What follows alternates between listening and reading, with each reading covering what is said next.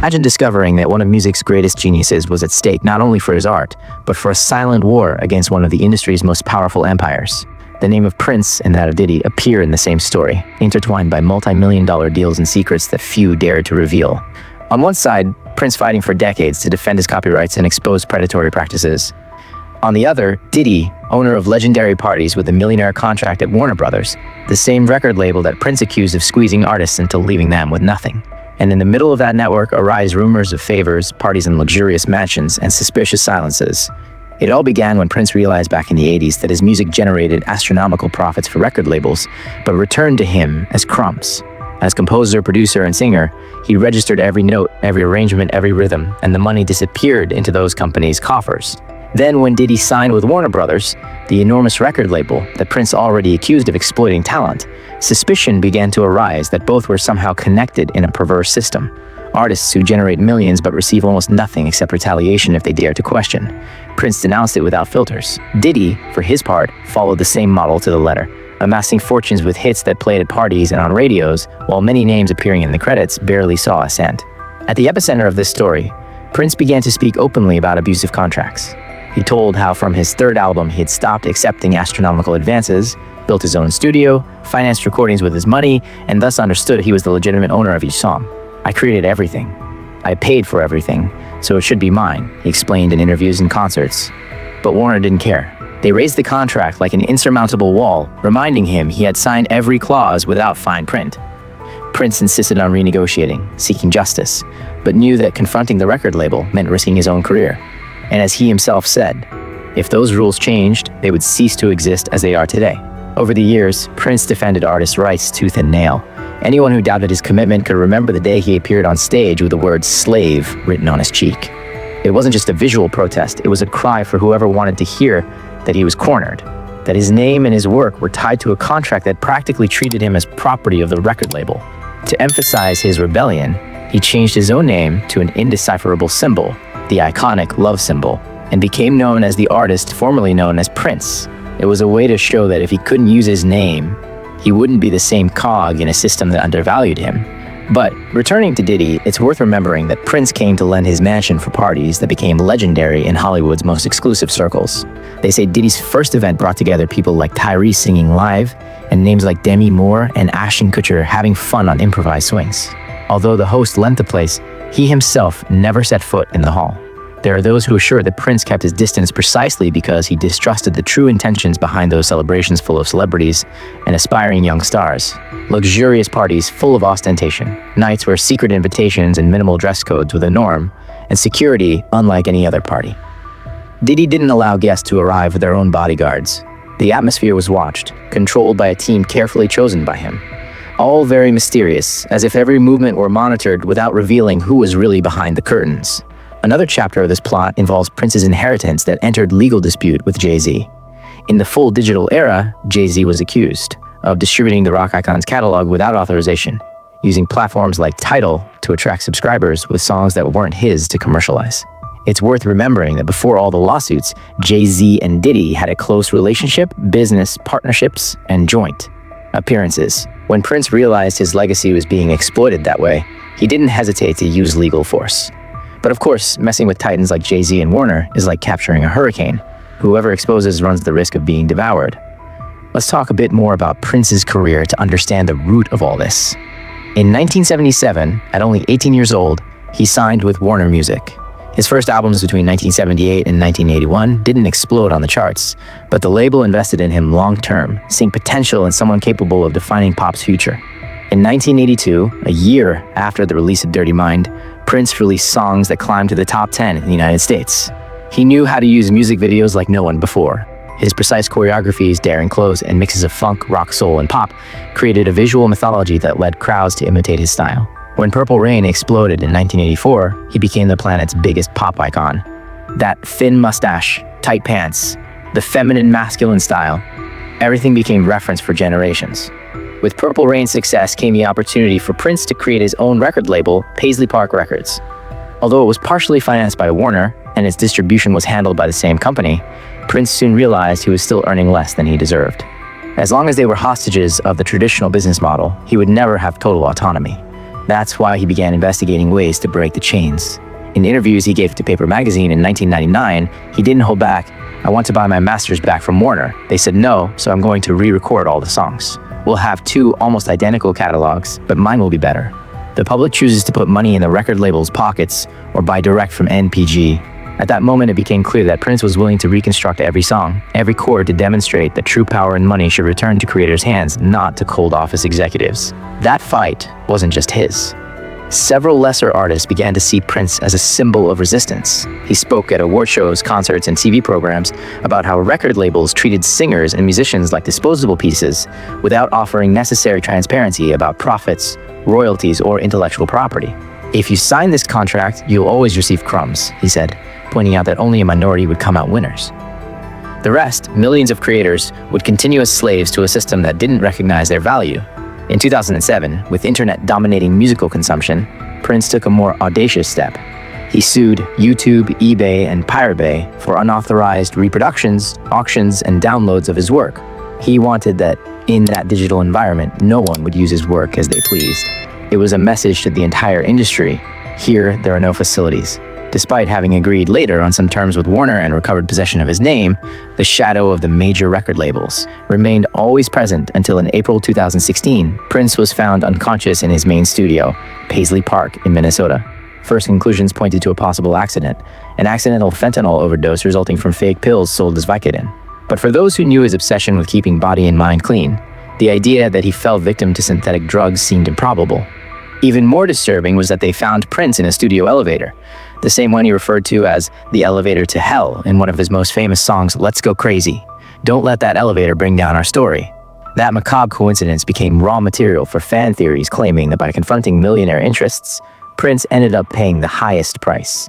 Although official investigations concluded he didn't know about the pill contamination, doubt arose. To what extent could a giant record label in open war with the artist benefit from his disappearance?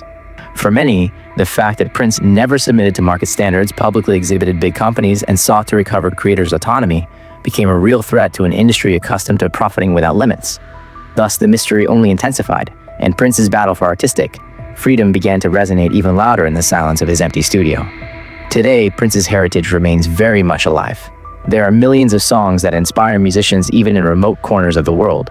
They climb charts when there's a reissue or adaptation, and a legion of fans who denounce any attempt to manipulate his legacy. What did Diddy, Jay-Z, and Warner have to do with all this? There's no concrete proof of an organized plot, but the overlap of interests, dark contracts, and parties full of secrets raise suspicions that never completely dissipated. In a world where art often reduces to merchandise, Prince chose to reject the role of chess piece. That was enough to put him in powerful people's crosshairs. Time and the living memory of those who hear his tracks keeps that flame burning. And so we continue reflecting, could it be that behind big business, there will always be someone willing to silence whoever dares to expose the system's rotten gears? Perhaps the answer lies in Prince's own legacy, who preferred to fight until the last chord, willing to re-record everything, to paint his face in protest, to create enigmatic symbols, all to ensure his voice would never be buried. While Diddy continues gathering celebrities in luxurious mansions animated by frantic DJ beats, Prince remains as a reminder that artistic freedom has a price, and that there are forces willing to do anything to control every note, every riff, every verse. What many people always said about Prince was that he took his health extremely seriously. He was vegan, didn't drink alcohol, didn't use drugs, at least nothing publicly known, was disciplined, took care of his body, exercised, and perhaps that's why his death shocked so much. How does someone so careful with his health die so young? Before dying, Prince already showed signs that something wasn't right. Sudden concert cancellations, an emergency landing during a tour, and even reports that he had suffered an overdose and received medication against opioids. But if he was in such a critical state, why wasn't he under medical care? How does someone in such a delicate situation continue acting, traveling, doing shows?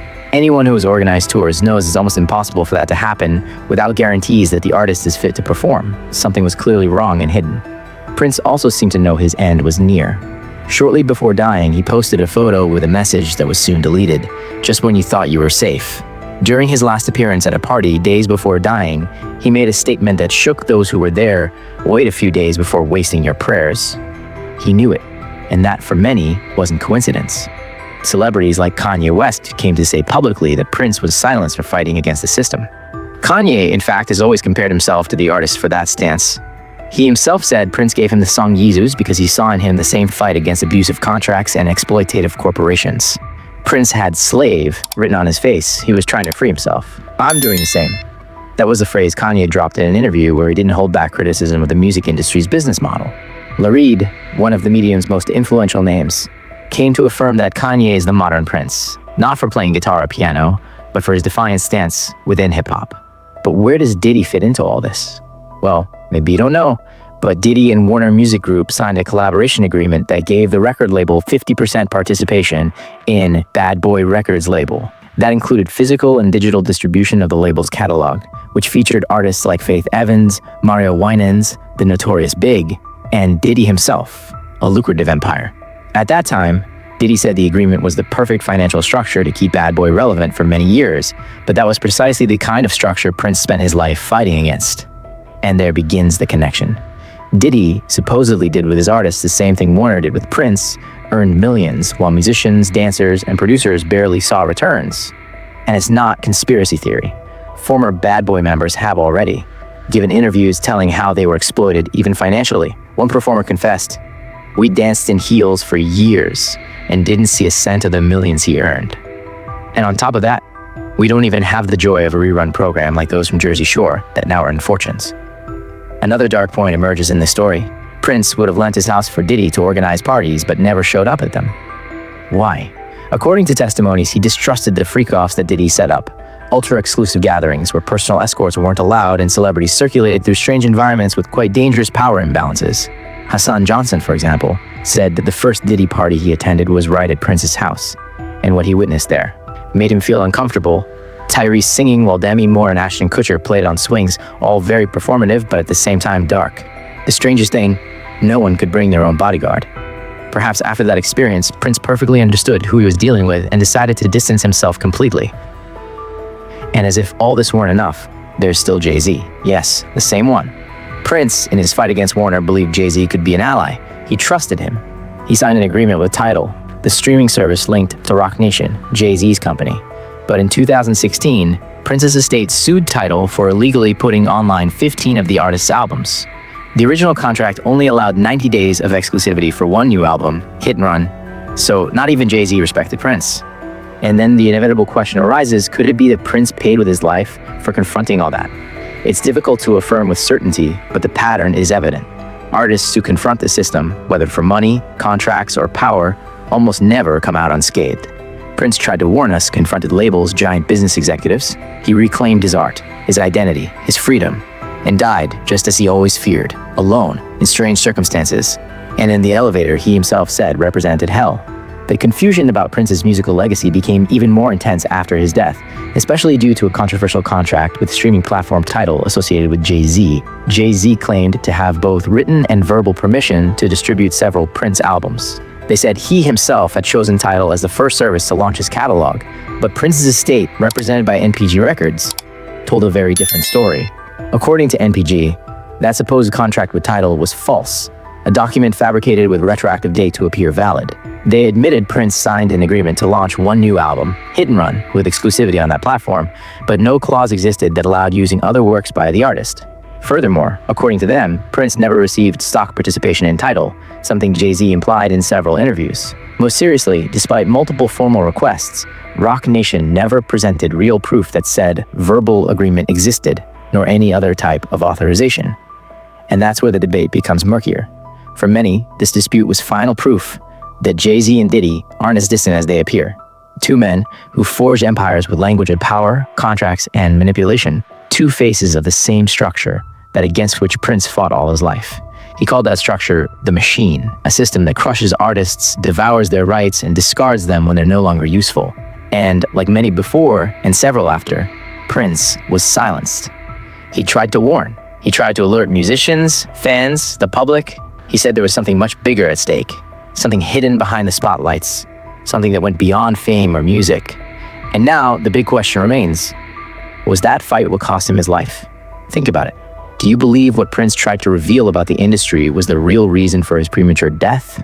Leave your opinion in the comments and prepare yourself, because maybe this is just the tip of the iceberg. Prince was always an uncommon artist, not only for his musical genius, but for how he fiercely protected his art, his image, and above all, his freedom. He was vegan, avoided alcohol, didn't consume drugs, exercised with discipline. He took care of himself as if he knew the body was the temple where his creative mind resided. That's why his death caused such impact. How could someone so disciplined, so attentive to his health, just disappear like that? In the days prior to his departure, the signs were evident. Concert cancellations, an emergency landing after a supposed collapse mid-flight, and according to reports, an emergency dose of antidote against opioids. But the strangest thing, if he really suffered an overdose weeks before, why wasn't he receiving specialized medical attention? How does an artist like Prince, with millionaire commitments and international contracts, not have a medical team monitoring him after such a grave event? Nothing added up. And that's where the darkest theory begins to take shape. Prince knew it. He knew something was wrong. Shortly before dying, he uploaded a mysterious image, later deleted, with the phrase, "just when you thought you were safe." And during one of his last public appearances at his own Paisley Park, he made an enigmatic comment, "Wait a few days before wasting your prayers." Days later, he was dead. Coincidence? For many, no. It's believed Prince knew he was being hunted, that he was in the crosshairs of the same machine that, according to him, had already swallowed so many others. And there was no shortage of celebrities who backed that theory. Kanye West, for example, came to say that he and Prince fought for the same cause, freeing artists from contractual and corporate slavery. According to Kanye, Prince gave him the song Yeezus as a symbolic signal of approval because he saw in him a rebellious spirit, a warrior against predatory contracts. Prince tried to break with the big conglomerates, sought to free himself from commercial chains. He even wrote the word slave on his face as a form of protest and was a constant victim of sabotage. Just like Michael Jackson, another icon who died in strange circumstances after years of fighting against the system, Prince tried to warn, tried to resist, tried to flee. But the machine, that invisible structure of contracts, pacts, manipulation, and control, doesn't forgive defiance to the system, and he paid the price. The question that remains now is, could it be that everything Prince tried to denounce was the real reason for his death? Comment down here. We want to know what you think about all this because maybe, just maybe, Prince's warning is still resonating and there's still time to hear it.